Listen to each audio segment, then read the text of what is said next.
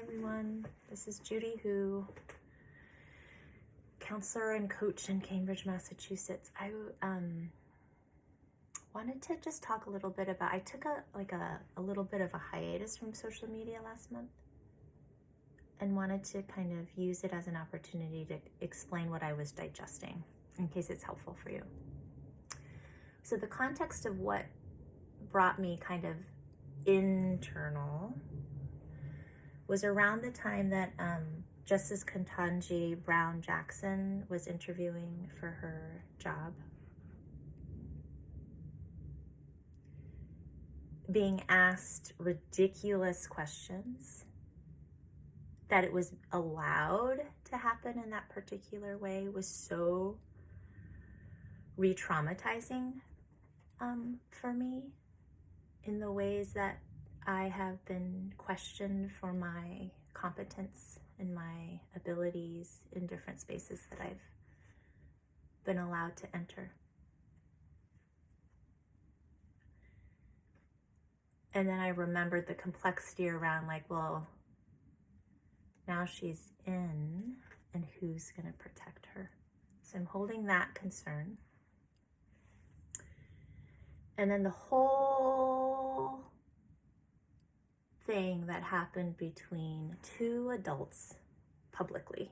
Okay, so Will Smith and Chris Rock.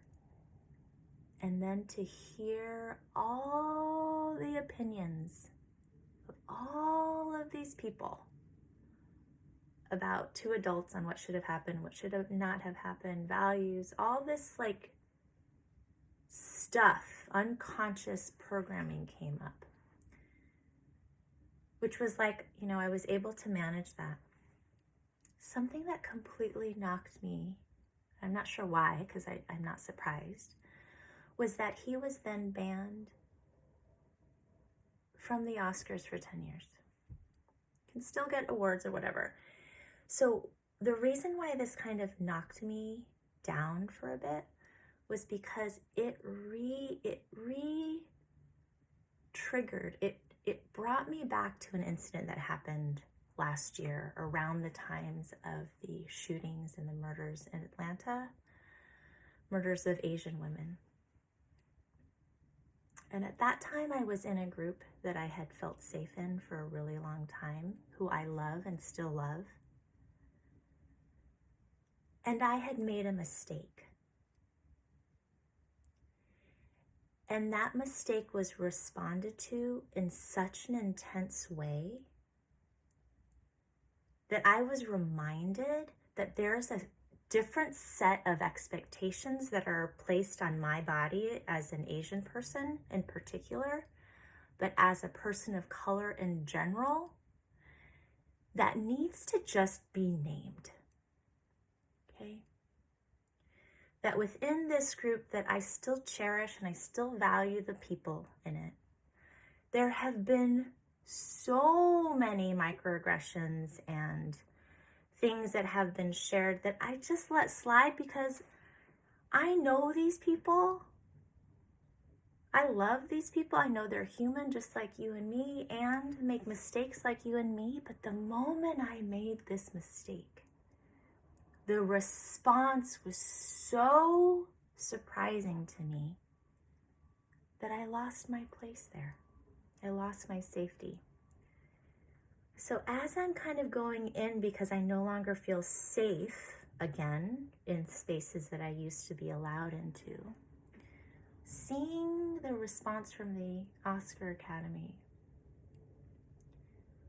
I was sitting in confusion and anger and grief and whys and all this stuff. And then I just kind of stood up and was like,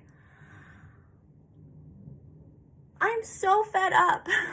I'm so fed up with trying to be included in spaces that were never meant for me.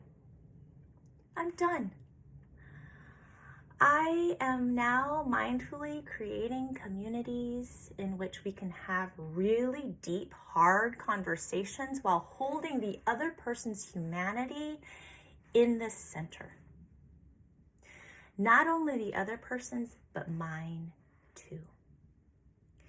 And so I have recommitted myself to doing this work, in particular with those who have been historically marginalized, power taken away, murder. Like, you want urgency? Let's do urgency, okay? The fact that people who have had to be held back at the Oscars for wanting to beat a woman, human being, who happened to be Native American, was like allowed to return after that, even after confirmed rapists fled the country and still were allowed to go and attend and get their awards.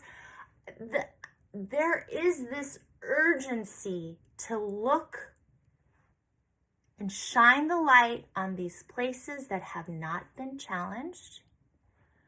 But I am no longer investing my time, my talent, my heart, my blood in spaces that were never meant for me.